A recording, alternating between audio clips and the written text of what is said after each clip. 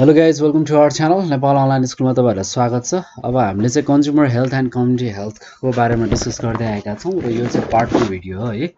र अब चाहिँ यो टपिकमा चाहिँ अब चाहिँ हामी अर्गनाइजेसन र यस्तो खालको सेक्टरहरू छन् जसले चाहिँ हेल्थ सर्भिसहरू प्रोभाइड गरिरहेका छन् है, त्यसको बारेमा चाहिँ डिस्कस गर्नेछौँ। अब हेल्थ सर्भिसमा के कुराहरूको सर्भिस हामीले लिन सक्छौँ भन्दाखेरि चाहिँ त्यहाँ चाहिँ प्रमोसनल अफ हेल्थ हुन्छ हैन, सँगसँगै त्यसमा डायग्नोसिसको कुराहरू आउँछ हैन, रोगहरूसँग ट्रिटमेन्ट गर्ने कुरा आउँछ, प्रिभेन्सन गर्ने कुराहरू चाहिँ आउँछ जेनरली हेल्थ सर्भिसहरूमा है।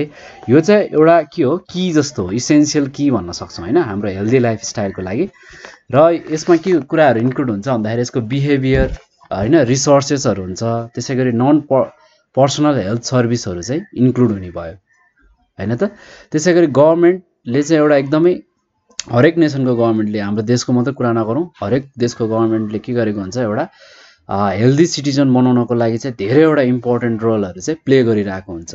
जस्तै कि धेरैवटा स्थिति हुन्छ देशमा, जस्तै पोभर्टी हुन्छ हैन, अलिक गरिबीको समस्या हुन्छ, अनि ब्यालेन्स डाइटहरू राम्रो हुँदैन, अलिकति शिक्षाको कमी हुन्छ, इलिट्रेसी हुन्छ है। यस्तोले चाहिँ नेपालको चाहिँ हेल्थ स्ट्याटस के गरिरहेको छ, बिगारिरहेको छ। त्यो भएर चाहिँ हेल्थ सर्भिसहरू चाहिँ अब नेपालमा चाहिँ सफिसियन्ट छैन हैन। त्यो भएर चाहिँ नेपाल गभर्नमेन्टले पनि धेरैवटा हेल्थ सर्भिसेसहरू चाहिँ एभ्री सेक्टरमा चाहिँ एभ्री ठाउँमा चाहिँ पुगोस् भनेर चाहिँ धेरैवटा प्रोग्रामहरू चाहिँ लन्च गर्दै आएको छ। अब नेपालको कन्डिसनमा धेरैजना स्टिल कस्तो खालको एउटा सुपरस्टेसिभ बिलिभ भन्छौँ नि हैन, एउटा रूढिवादिक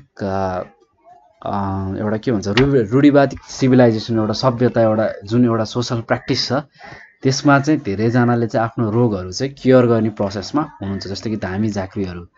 र हो त्यस्तो खालको बिलिफहरू चाहिँ एउटा अलिकति त्यस्तोले चाहिँ के गर्छ, कति खालको हेल्थ स्ट्याटसलाई के गर्छ, डिग्रेड गर्छ। हो त्यस्तोबाट बस्न र धेरै काइन्डको एउटा अवेरनेस प्रोग्रामहरू चाहिँ गभर्नमेन्टले लिएर आइरहेको छ। अब के खालको प्रोग्रामहरू चाहिँ छ त्यसको बारेमा चाहिँ डिस्कस गरौँ हामी। प्रिभेन्टिभ हेल्थ सर्भिस भन्ने एउटा टपिक रहेको छ, प्रिभेन्टिभ हेल्थ सर्भिसेस। अब एउटा हाम्रो एउटा प्रोभर्ब छ नि, अब जुन चाहिँ अब हामी सबैलाई थाहा छ, prevention is better than care हैन। रोग लाग्नुभन्दा रोग लाग्नै नदिनु के हो, एउटा बेटर, सबैभन्दा बेटर अथवा एउटा उच्च एउटा के छ भन्दा एउटा सिद्धान्त छ। त्यो भएर चाहिँ हेल्थ केयर सर्भिसहरूले चाहिँ जति पनि कम्युनिटी हेल्थ साइन्स रिलेटेड हुनुहुन्छ, जुन हामीले अगाडिको भिडियोहरूमा डिस्कस गऱ्यौँ, उहाँहरूले चाहिँ ट्रिटमेन्टमा भन्दा पनि अगाडि चाहिँ उहाँहरूले चाहिँ प्रिभेन्टिभ मेजरमा चाहिँ उहाँहरूले ध्यान दिनुहुन्छ। जस्तै कि प्योर एकदम राम्रो ड्रिङ्किङ वाटर हैन, राम्रो इन्भाइरोमेन्ट, सँगसँगै हेल्दी इन्भाइरोमेन्टहरू क्रिएट गर्ने कुराहरूको कुरा आउँछ। अब यसले के हुन्छ, राम्रो इन्भाइरोमेन्ट हुने बित्तिकै हामीलाई रोगै लाग्न दिँदैन। कति वाटरबोर्न डिजिजेसहरू हुन्छ, एयरबोर्न डिजिजेसहरू हुन्छ, त्यस्तो कुरामा चाहिँ धेरै चाहिँ उहाँहरूले यस्तो खालको कम्युनिटी हेल्थहरूले चाहिँ के गरेको हुन्छ, फोकस गरेको हुन्छ। हो त्यो भएर चाहिँ यो prevention is better than care भन्नुको कुरा चाहिँ कन्सेप्ट चाहिँ त्यही हो। र अब जति पनि प्रिभेन्सनको कुरा गर्नु पर्दाखेरि रेगुलर हेल्थ चेकअपको कुरा आउँछ, फिजिकल एक्जामिनेसन भनेर भन्छौँ, ल्याब टेस्टहरू हुन्छ, इम्युनाइजेसन भनेको के हुन्छ, रोग लाग्नुभन्दा अगाडि दिने एउटा भ्याक्सिनहरू हुन्छ। जस्तै कि हामीले टिटानस भ्याक्सिन कुरा गऱ्यौँ, बिजिपी भ्याक्सिनहरूको लगाउने कुरा गऱ्यौँ। यो सबैले के गर्छ, पहिले नै प्रिभेन्टिभ मेथड दिन्छ, रोग लाग्न दिँदैन।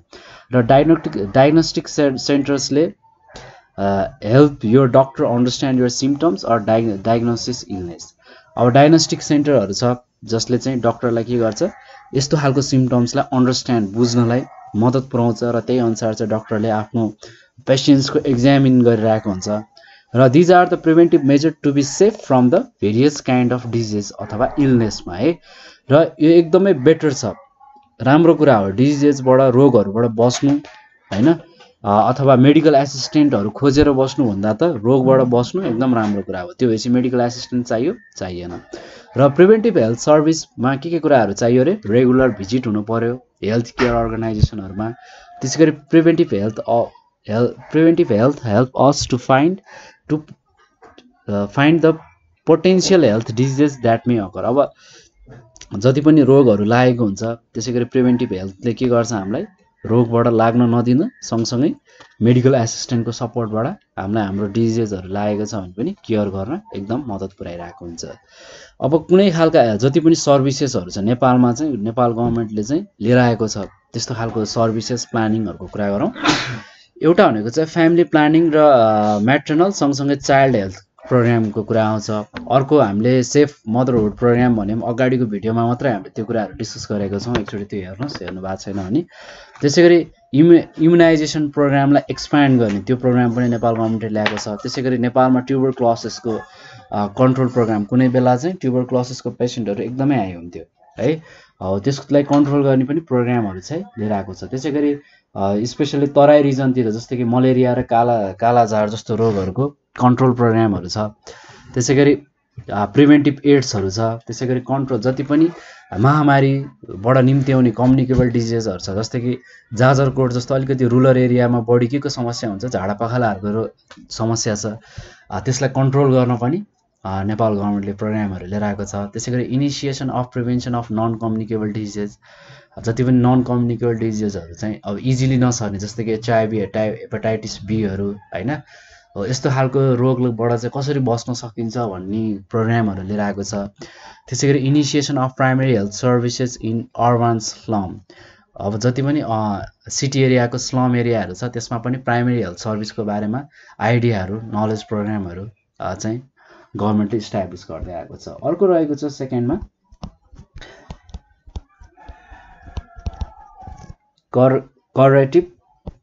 कोरेटिभ हेल्थ सर्भिसेस। अब यसमा चाहिँ के कुराहरू इन्क्लुड हुन्छ भन्दाखेरि जस्तै कि to health care practice that treat patients with the intention of caring them, जस्तै कि कुनै पेसेन्टमा चाहिँ रोग लागेको छ भने चाहिँ त्यसमा यस्तो खालको हेल्थ सर्भिसहरूकोमा इन्टेन्सन कस्तो हुन्छ भन्दाखेरि त्यो रोगलाई चाहिँ कसरी केयर गर्ने भन्नेतिर जान्छ। अब यसमा चाहिँ के हुन्छ, एकदमै प्रपर खालको चाहिँ एउटा ट्रिटमेन्ट हुने भयो है। यसले के रिफर गर्ने भयो भन्दाखेरि एउटा स्पेसिफिक स्टाइल हुन्छ यसमा है, भन्नुको मतलब एउटा मेडिकल ट्रिटमेन्ट हुन्छ अथवा थेरापिजहरू हुन्छ होइन, पेसेन्टलाई त्यस्तो खालको थेरापी मेडिकल ट्रिटमेन्टहरू प्रोभाइड गर्छ र मेन इन्टेन्सन भनेको चाहिँ सिम्टम्सलाई के गर्दै लानु हो, इम्प्रुभ गर्दै लानु हो अथवा इलिमिनेट हटाउँदै लैजानु हो है। र जुन पेसेन्ट चाहिँ जसले चाहिँ आफ्नो एउटा पीडामा एक्सपिरियन्स गरिरहेको हुन्छ त्यस्तो खालको प्रब्लम चाहिँ मेडिकल वेबाट चाहिँ ट्रिट गर्दै चाहिँ प्रब्लमहरूलाई चाहिँ हटाउँदै लाने हो। जस्तै कि यसमा चाहिँ जस्तै कि एन्टिबायोटिक्सको कुराहरू आउँछ है, यो केयर गर्दाखेरि चाहिँ जस्तै कि मान्छेहरूमा फिभरहरू देखिन्छ अनि डक्टरहरूले के गर्छ, ब्लडहरू एक्जामिन गर्छ र त्यसपछि एन्टिबायोटिकहरू दिन थाल्छ। त्यसै गरी केमोथेरापीहरू दिने चलन छ है यस्तो खालकोमा। त्यसै गरी यसको मेन एक्सन अथवा यो कोर्सको मेन इम्पोर्टेन्स भनेको इम्प्रुभ गर्नु है, ओभरअल सिम्टम्स जति पनि देखिन्छ हेल्थ इस्यु रिलेटेड त्यो सबैलाई इम्प्रुभ गर्दै लाने हो। र नेपालको केसमा सेन्ट्रल हस्पिटलहरू भनिन्छ है, त्यसै गरी रिजनेबल हस्पिटल भन्ने छ, हेल्थ पोस्टहरू छ होइन, त्यस्तो खालको इन्स्टिट्युसनहरूले चाहिँ यस्तो खालको हेल्थ सर्भिसहरू चाहिँ प्रोभाइड गरिरहेको छ। अर्को थर्डमा रहेको छ प्रमोटिभ हेल्थ केयर एन्ड सर्भिस अथवा प्रमोटिभ हेल्थ सर्भिस पनि भन्न सक्छौँ, सर्भिस एन्ड केयर। यसको काम भनेको चाहिँ प्रमोसन गर्ने र हेल्थलाई मेन्टेनेन्स गर्ने काम हुन्छ है। र यसले के गर्न मद्दत पुऱ्याउँछ भन्दाखेरि चाहिँ it enables peoples to increase the control over अथवा improve health and live healthy life. अब स्वस्थ जीवन बाँच्नु पर्यो होइन, हेल्थको स्ट्याटसलाई इम्प्रुभ गर्दै लानु पर्यो, यस्तो गर्न चाहिँ यसले मद्दत पुऱ्याइरहेको हुन्छ। र यो एउटा बिहेभियर हो, it is the behaviour of individual for the maintenance of health र diseases prevention focus on preventive strategies to reduce the risk of developing chronic diseases and other morbidities भनेर भनिरहेको छ है। अब जति पनि डेभलपिङ कन्ट्रिजहरूमा के छ भन्दाखेरि क्रोनिक डिजिजेस अब यस्तो खालको प्रब्लम अझ बढी छ डेभलप्ड कन्ट्रिजहरूमा भन्दा है। त्यसै गरी लिस्ट डेभलप कन्ट्रिजमा नि यस्तो खालको प्रब्लमहरू छ र यस्तो खालको डिजिजेसबाट चाहिँ उनीहरूको फोकस भनेको चाहिँ कुन स्ट्राटेजी लगाएर चाहिँ यसलाई प्रिभेन्ट गर्न सकिन्छ, रिस्कहरूलाई रिड्युस गर्न सकिन्छ भन्ने कुराहरू चाहिँ आउँछ। र प्रमोटिभ हेल्थ केयर सर्भिसमा के कुराहरू इन्क्लुड हुन्छ भन्दाखेरि फर्स्टमा चाहिँ एउटा हेल्थ एजुकेसन आउँछ। पहिला त हेल्थको बारेमा एजुकेसन हुनु पऱ्यो, शिक्षा हुनु पऱ्यो, त्यसै गरी न्युट्रिसनको प्रोग्राम हुनु पऱ्यो होइन, त्यसै गरी इन्भाइरोमेन्टल हेल्थको कुराहरू हुनु पऱ्यो हो, जसले चाहिँ के गर्ने भयो भन्दाखेरि जति पनि रिस्क छ क्रोनिक डिजिजेसहरूको यस्तो खालको एजुकेसनले चाहिँ हामीलाई के गर्ने भयो, शिक्षाले घटाउने भयो। र हेल्थ एजुकेसनले चाहिँ मान्छेलाई के गराउँछ, अवेर बनाउँछ हैन, हेल्थ कन्सियस बनाउँछ है, जसले चाहिँ हाम्रो हेल्थ प्रमोट गर्नु पर्यो हैन। धेरैवटा रोगहरू छ त्यसबाट बस्ने तरिकाहरू सिकाउँछ र धेरै कुरा भनेको चाहिँ अवेरनेसको कारणले गर्दाखेरि लो स्ट्यान्डर्डको हेल्थ भइरहेको छ नि मान्छेमा चाहिँ हैन। र हेल्थ एजुकेसनले के गर्छ भन्दाखेरि कम्युनिटीमा जेनेरेट गर्छ नलेज, आइडियाजहरू प्रोभाइड गर्छ। हेल्थ हो त्यो चाहिँ सबै कसले गर्छ भन्दाखेरि वर्कर्सहरूले, भोलिन्टियर्सहरूले, स्टुडेन्ट्सले, टिचर्सहरूले चाहिँ के गर्नु पर्यो, कम्युनिटीमा यो नलेज चाहिँ जेनेरेट गर्दै फैलाउँदै लानु पर्यो। अब त्यसै गरी न्युट्रिसनिस्ट प्रोग्राम भनेको छ खानेकुराहरू पर्याप्त मात्रामा, स्पेसल्ली मालन्युट्रिसनको कुरा गर्नुपर्दा चिल्ड्रेन र प्रेग्नेन्ट वुमनहरूमा यो कुराहरू आउँछ मेनली चाहिँ। र यो न्युट्रिसन प्रोग्रामले के गर्न मद्दत गर्छ भन्दाखेरि हेल्थको जति पनि मालन्युट्रिसन जस्तो प्रब्लमहरू चाहिँ छ जुन छ त्यस्तो खालको समस्या चाहिँ घटाउँछ। त्यसै गरी ब्रेस्ट फिडिङ डेफिसियन्सी डिजिजेसमा के आउँछ, प्रमोसन आउँछ है, जसले के गर्छ भन्दाखेरि रिक्वायर फुड डाइट चाहिँ मान्छेलाई कति अमाउन्टमा चाहिन्छ भन्ने कुराहरूको चाहिँ चेतना दिने काम गर्छ। र अर्को इम्पोर्टेन्ट, धेरै इम्पोर्टेन्ट कुरा भनेको इन्भाइरोमेन्टल हेल्थ हैन। अब एजुकेसन पनि छ, न्युट्रिसन, फुड पनि छ भने इन्भाइरोमेन्ट सफा छैन भने त अब के हुने भयो, त्यो यो कुरा त मेन्टेन हुने भएन हैन। अब कम्युनिकल डिजिजहरू त अनहेल्दी इन्भाइरोमेन्टबाटै आउने हो है। त्यो भएर चाहिँ हामीले ग्रिन र हेल्दी इन्भाइरोमेन्ट चाहिँ मेन्टेन गर्नु पर्यो, जसले चाहिँ हेल्दी लिभिङ स्ट्यान्डर्ड चाहिँ बढोस्। त्यसै गरी personal and community health, waste म्यानेजमेन्टको कुराहरू आउँछ, अनि त्यसै गरी सिवेज डिस्पोजलको कुराहरू आउँछ। यो सबै चाहिँ के हो, यो सबै कुरालाई हामीले म्यानेज गर्यो भने हेल्दी इन्भाइरोमेन्ट क्रिएट हुन्छ। अर्को फोर्थमा रहेको छ रिहेबिलिटिज हेल्थ केयर सर्भिस।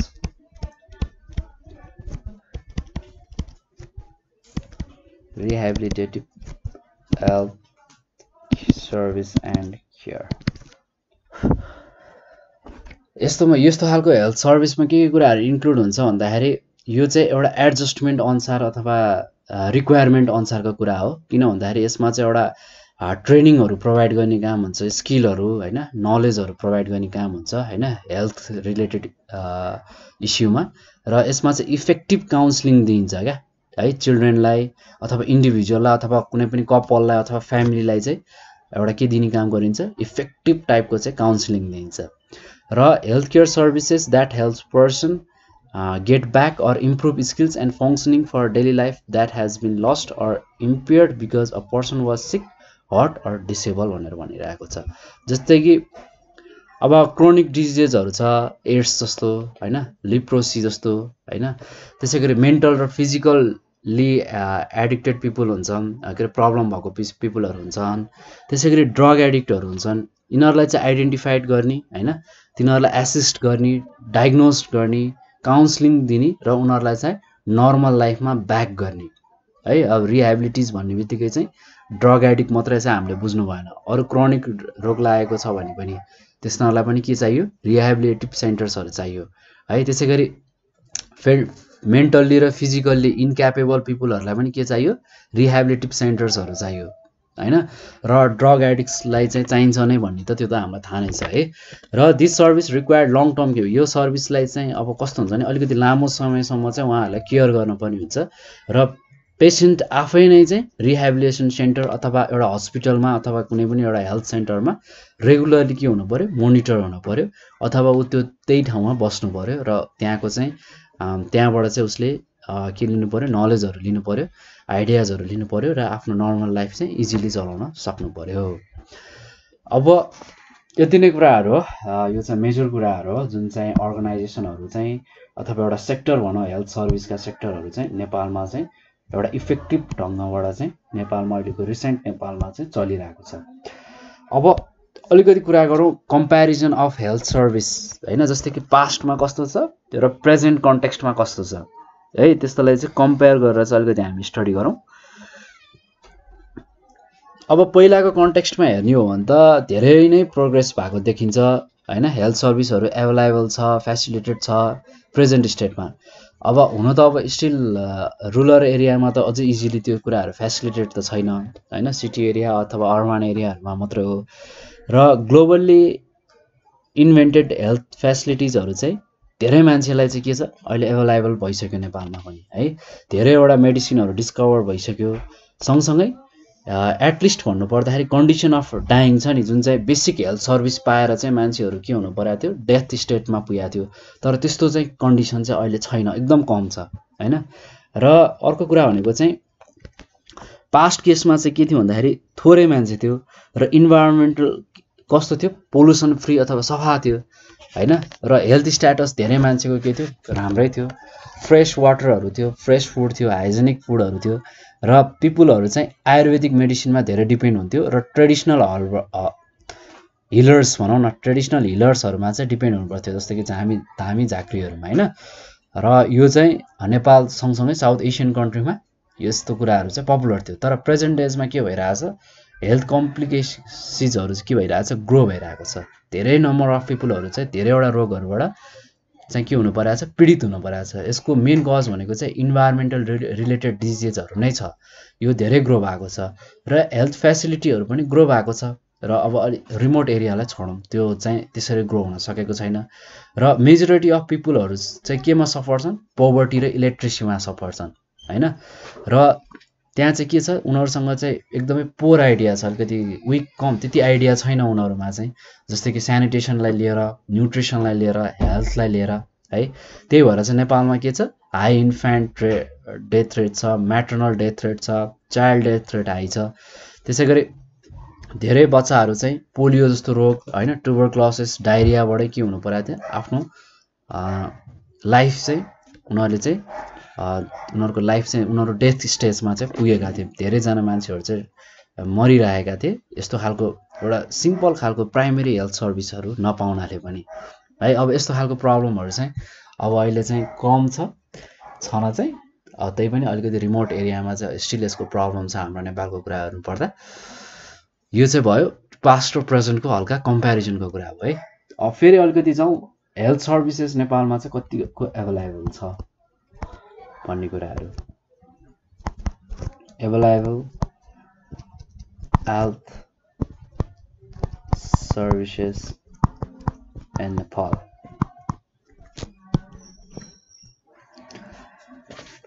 अब हेल्थमा त धेरै कुराहरू इन्क्लुड छ, फिजिकल फिटनेस छ, मेन्टल अलर्टनेस छ, सोसल वेलबिङको कुरा आउँछ हैन।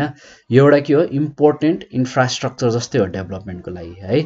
अब त्यहाँ जति हेल्दी पिपुल भयो कन्ट्रीले चाहिँ त्यति नै प्रोग्रेस गर्न सक्छ, देशले नै एकदम इजिली प्रोग्रेस गर्न सक्छ।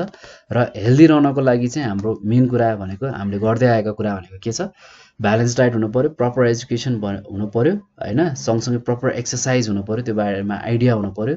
र कति केसमा चाहिँ यति मात्र इनफ नहुन सक्छ है। धेरैवटा डिजिजेसहरू चाहिँ यस्तो कुराहरूको केयर गर्दा गर्दै पनि मान्छेहरूलाई लागिरहेको हुन्छ है। किन भन्दाखेरि Nepal is still lagging behind in matter related to health service and facilities. त्यो लेभलको सर्भिस र फेसिलिटेड चाहिँ नेपालमा स्टिल आइसकेको छैन। र there are many people who do not have access to even basic health service and facilities. एकदम basic फेसिलिटिजहरू पनि नेपालको धेरै ठाउँमा चाहिँ पुगेको छैन अझै। र अर्को कुरा गर्नु पर्दाखेरि रुरल पपुलेसन अथवा रिमोट एरियामा चाहिँ मान्छेहरू चाहिँ सर्भिसेस र फेसिलिटिज चाहिँ पाइरहेको छैन। तर अर्बन एरियामा भने चाहिँ अहिले चाहिँ के भइरहेको छ, धेरै नै एक्सपेन्सिभ हुँदै आएको छ हेल्थ सर्भिस र फेसिलिटेडमा को कुरा गर्नु पर्दाखेरि। किन भन्दाखेरि प्राइभेट हेल्थ सर्भिसहरू के छन्, हाइली एक्टिभ छन्, इन्स्टिट्युसनहरू चाहिँ धेरै मात्रामा खुलेका छन् र सबैजनाले पब्लिक हेल्थ सर्भिस पाउन सक्दैनन् हैन, अलिकति गाह्रो छ। र त्यो भएर चाहिँ प्राइभेट हेल्थ सर्भिस इन्स्टिट्युसन के छ, एभाइलेबल भए पनि मान्छेहरूले चाहिँ एफोर्ड गर्न सकिरहेको छैन। र जुन हाम्रो डिपार्टमेन्ट अफ हेल्थ सर्भिस छ, यो चाहिँ रेस्पोन्सिबल छ, जसले चाहिँ प्रोभाइड गर्न पर्ने थियो हैन। प्रिभेन्टिभ अथवा कर्बेटिभ हेल्थ सर्भिसहरू चाहिँ कर्बेटिभ हेल्थ सर्भिस नेपालमा पुर्याउनु पर्ने थियो। सब हेल्थ पोस्टहरूको फङ्सनहरू रिफर गर्नुपर्ने थियो, पर्फर्म गर्नुपर्ने थियो कम्युनिटीहरूमा। तर त्यसको लागि चाहिँ अलिकति काम जति भए पनि त्यो चाहिँ सफिसियन्ट मात्रामा चाहिँ हुन सकिरहेको छैन। र health service in Nepal work in a network from sub health post to primary health care centre. जस्तै कि अब कुनै ठाउँमा चाहिँ डिस्ट्रिक्ट छ, कुनै ठाउँमा जोन वाइज सब रिजनहरू छ, कति ठाउँमा जस्तै कि रिजनल हस्पिटल, जस्तै कि क्षेत्रीय अस्पतालहरू भनेर सुन्नुभयो होला हैन। त्यसै गरी जोनको आधारमा चाहिँ लगेको छ हस्पिटलहरूलाई डिफ्रेन्ट लेभलमा चाहिँ हेल्थ सेक्टरहरूलाई चाहिँ बाँड्दै लगेको छ। यो चाहिँ मिनिस्ट्री अफ हेल्थ अथवा डिपार्टमेन्ट अफ हेल्थ सर्भिसले गर्दै आएको काम हो। जस्तै कि डिपार्टमेन्ट अफ हेल्थ सर्भिसले रिजनल हेल्थ डिरेक्टरी भनेर खोलेको छ। जस्तै कि रिजनल टिभी सेन्टर छ, रिजनल मेडिकल स्टोर छ, रिजनल ट्रेनिङ सेन्टर्स छ, त्यसै गरी सब रिजनल हस्पिटलहरू छ, त्यसै गरी रिजनल हस्पिटल भनेर खोल्दै आएको छ। त्यस्तै गरी जोन हस्पिटल भनेर छ, सेन्ट्रल हस्पिटल भनेर छ, केन्द्रीय अस्पताल होइन, क्षेत्रीय अस्पताल भनेर खोल्दै आएको छ। त्यस्तै गरी डिस्ट्रिक्ट लेभलमा होइन जिल्ला स्तरीय पब्लिक हेल्थ अफिसहरू छ होइन। त्यसै गरी प्राइमेरी हेल्थ केयरहरू छ होइन। जस्तै प्राइमेरी हेल्थ केयरमा चाहिँ जेनरली हेल्थ पोस्ट भनेर चिनिन्छ होइन। त्यस्तो कुराहरू चाहिँ अर्गनाइज गर्दै ल्याएको छ। अब त्यसको बारेमा चाहिँ थोरै कुराहरू हेरौँ न त। अब फर्स्टमा चाहिँ सेन्ट्रल लेभलको कुरा गरौँ। सेन्ट्रल लेभल अन्तर्गत चाहिँ कस्तो पर्दछ भने धेरैवटा सर्भिसेसहरू छ, यो फेसिलिटीहरू चाहिँ प्रोभाइड गरिएको छ सेन्ट्रल लेभलमा है। त्यसै गरी उनीहरूले चाहिँ धेरैवटा अब जति पनि मिनिस्ट्री अफ हेल्थ र पपुलेसन को जुन एजेन्सीहरूले जति पनि चलाउँछ नि त्यस्तो सबै प्रोग्रामहरू हुन्छ सेन्ट्रल लेभलमा। र यसमा चाहिँ धेरैवटा डिपार्टमेन्टहरूमा चाहिँ रेगुलेट गरिएको हुन्छ र यो डिपार्टमेन्टहरूले चाहिँ अरू ब्रान्चेसहरूमा पनि यो हेल्थ सर्भिस चाहिँ पुर्याइरहेको हुन्छ है। र डिपार्टमेन्ट अफ हेल्थ सर्भिस चाहिँ अन्डर त कहाँ हुन्छ, मिनिस्ट्री लेभलमा हुन्छ, मन्त्रीमण्डलको अन्डरमा हुने भयो, मन्त्रालयको अन्डरमा हुने भयो।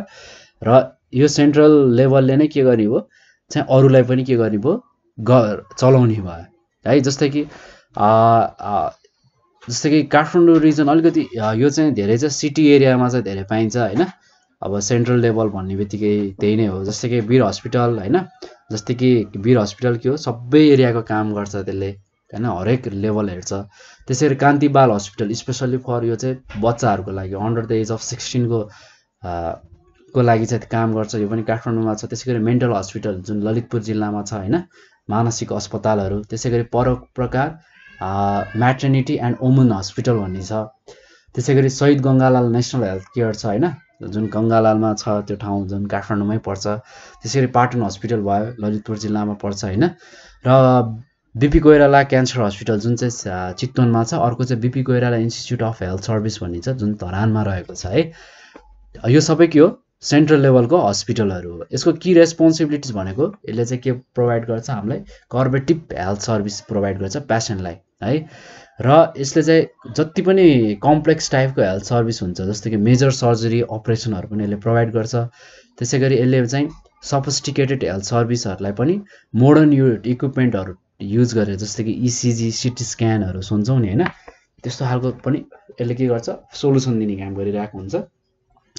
र to provide the specialised health care services in specific health centre जस्तै कि क्यान्सर हस्पिटल होइन। त्यसै गरी म्याटर्निटी हस्पिटल छ, मेन्टल हस्पिटल छ, यसले पनि प्रोभाइड गरिरहेको चाहिँ छ। अब अर्को भनेको चाहिँ रिजनल लेभलमा, क्षेत्रीय लेभलमा होइन। Okay at the regional level there are 5 regional health directories जसले चाहिँ प्रोभाइड गर्छ एउटा टेक्निकल ब्याक स्टपिङ सँगसँगैको प्रोग्रामहरू लिएर आएको हुन्छ होइन। त्यसै गरी मोनिटर गर्छ जिल्लाभरिकोलाई। र यो आरडिआर जुन हामीले रिजनल हेल्थ डिरेक्टरिज भनेर भन्यौँ, यो चाहिँ डाइरेक्टली कसको अन्डरमा हुन्छ, मिनिस्ट्री अफ हेल्थ एन्ड पपुलेसनकै अन्डरमा हुन्छ, जसलाई हामी MOHP भनेर चिन्दछौँ है। र प्रत्येक डेभलपमेन्ट रिजन छ नि नेपालको, जति पनि डेभलपमेन्ट रिजनहरू छ सबै रिजनमा हुन्छ। र यो रिजनलमा के हुन्छ भन्दाखेरि ट्रेनिङ सेन्टर्सहरू पनि हुन्छ यसमा चाहिँ है। जस्तै कि ट्रेनिङ इन्स्टिच्युट्सहरू होइन, जस्तै कि मेडिकल स्टुडेन्टहरू पनि त्यहाँबाट चाहिँ निक्लिन सक्छन् होइन। त्यसै गरी उसको आफ्नै रिजनल लेभलमा मेडिकल स्टोरहरू हुन्छ, टिभी सेन्टर्सहरू हुन्छ, ल्याबोरेटोरिज आफ्नै हुन्छ होइन। ट्रेनिङ सेन्टरको कुराहरू त मैले गरिहालेँ। अब अरू कुरा भनेको चाहिँ रिजनल लेभलको अरू कुरा की रेस्पोन्सिबिलिटी के हुन्छ भन्दाखेरि यसले चाहिँ पोलिसिजहरू इम्प्लिमेन्ट गर्छ जुन चाहिँ मिनिस्ट्री अफ हेल्थ एन्ड पपुलेसनले फरवर्ड गरेको हुन्छ है। त्यही अनुसार नै ऊ चल्ने हो। र उसले चाहिँ मोनिटर गरिरहेको हुन्छ, इम्प्लिमेन्ट गरिरहेको हुन्छ। त्यसै गरी पोलिसीहरू चाहिँ त्यो ठाउँमा कसरी चाहिँ फर्मुलेट्स गर्न सकिन्छ, त्यो ठाउँमा चाहिँ कुन त्यो ठाउँ अनुसारको कुराहरू हुन्छ नि त होइन। कुनै ठाउँमा केही कुराको समस्या होला, कुनै रिजनमा अर्को समस्या होला, त्यो प्रब्लम अनुसार चाहिँ आफ्नो प्रोग्राम चाहिँ उसले चाहिँ के गरिरहेको हुन्छ, बढाउँदै लगेको हुन्छ र यसले चाहिँ कोल्याबरेट गरेको हुन्छ सँगसँगै जोन र डिस्ट्रिक्ट लेभलको हस्पिटलसँग ऊ चाहिँ कोल्याबरेट भएको हुन्छ र उसले चाहिँ हेल्थ सर्भिसहरू चाहिँ रिजनल अथवा सब रिजनल हस्पिटल गर्दै उसले प्रोभाइड गरिरहेको हुन्छ र उसले जेनरल सर्जरी र ल्याबोरेटरी सर्भिसहरू दिइरहेको हुन्छ र अर्को भनेको चाहिँ हेल्थ केयर सर्भिसहरू र हेल्थ केयर प्रोफेसनलहरूलाई उसले के गरिरहेको हुन्छ, सुपरभाइज गरिरहेको हुन्छ। ओके, अब थर्डमा भनेको चाहिँ जोनल लेभल सेन्टर्सहरू छ।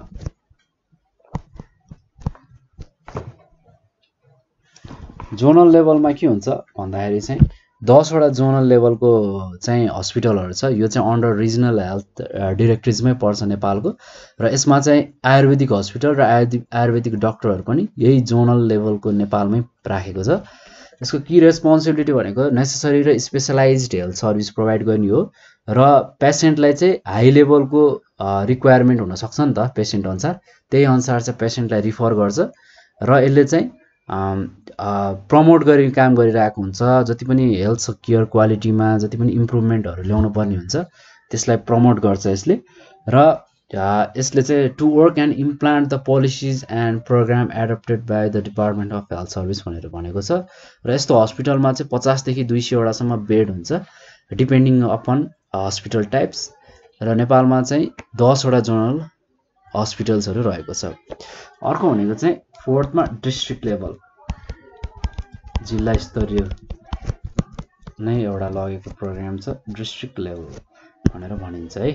र at district level there is district health office र under district health office public health section र हस्पिटल सर्भिसेसहरू चाहिँ प्रोभाइड गरिएको हुन्छ, अपरेट भइरहेको हुन्छ र प्रेजेन्ट कन्टेक्स्टमा चाहिँ 20 वटा चाहिँ डिस्ट्रिक्ट पब्लिक हेल्थ अफिसेसहरू छ इन 75 हस्पिटल्सहरू, 75 वटा चाहिँ हस्पिटल्सहरू चाहिँ रहेको रहेछ 20 वटा जिल्लामा है।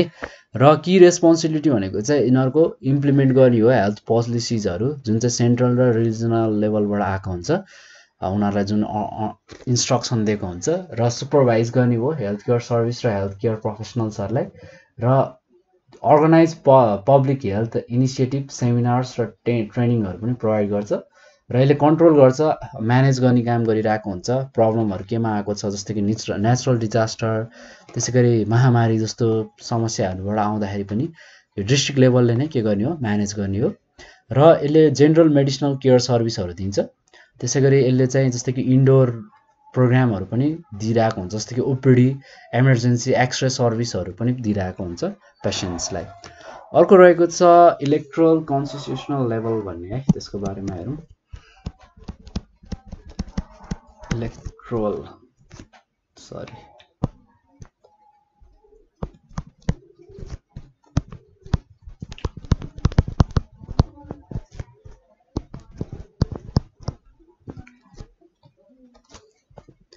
यसमा चाहिँ के हुन्छ, एउटा हेल्थ पोस्ट हुन्छ अथवा एउटा सब हेल्थ पोस्टहरू रहेको हुन्छ है यो इलेक्ट्रल कन्स्टिट्युसनल लेभलमा चाहिँ नेपालको है। र यो चाहिँ डिस्ट्रिक्ट हेल्थ अफिसको अन्डरमा चाहिँ यसले काम गर्छ र यसको चाहिँ प्रोभिजन भनेको चाहिँ बेड्स चाहिँ एज अ क्याजुअल्टिज र ट्रेन्ड फिजिसियनको रूपमा चाहिँ प्रोभाइड गरेको चाहिँ हुन्छ। यसको की रेस्पोन्सिबिलिटी भनेको म्याटर्नल केयर अथवा इन्फान्ट केयर गर्नु हो हैन। र यसले चाहिँ जस्तै कि डायरिया जस्तो एउटा क्रोनिक डिजिजेसहरूमा पनि यसले चाहिँ काम गरिरहेको हुन्छ र यसले चाहिँ रेगुलर र मोबाइल सर्भिस जस्तै यसले चाहिँ काम गरिरहेको हुन्छ है। र यसले चाहिँ हेल्थ केयर क्वालिटीको इम्प्रुभमेन्टमा पनि प्रमोट गर्ने काम गरिरहेको हुन्छ र माइनर एक्सिडेन्टको केसहरू पनि यसले हेर्छ।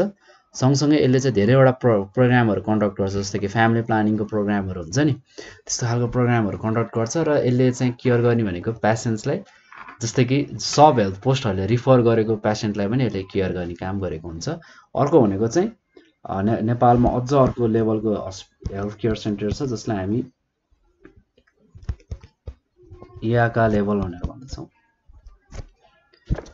अब यो इलाका लेभल मा चाहिँ के हुन्छ भन्दाखेरि इएल है,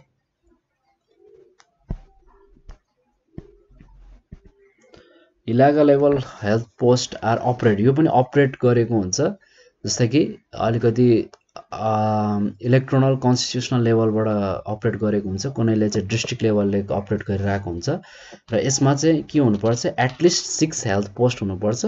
सँगसँगै यो चाहिँ डिपेन्ड हुन्छ जियोग्राफिकल फिचर्स र टोटल पपुलेसन जिल्लाको अनुसार चाहिँ यसलाई क्याटेगोराइज गरिएको छ र यसको मेन अब्जेक्टिभ भनेको चाहिँ यसले चाहिँ बेसिक अथवा एउटा फन्डामेन्टल हेल्थ सर्भिस चाहिँ प्रोभाइड गरोस् पेसेन्ट्सलाई है। र यसमा चाहिँ प्रोभिजन हुन्छ जस्तै कि सब हेल्थ पोस्टहरू भन्दा चाहिँ अलिकति अपग्रेड हुन्छ र एकदमै इसेन्सियल सर्भिसहरू पनि यसले चाहिँ अपग्रेड गर्दै हेल्थ पोस्टको भन्दा चाहिँ अलिकति इसेन्सियल सर्भिसहरू चाहिँ प्रोभाइड गरिरहेको हुन्छ। यसको की रेस्पोन्सिबिलिटी भनेको जस्तै कि म्याटर्निटी सर्भिस एट डोर भनेको हुन्छ, घर घरमा पुर्याउने भयो।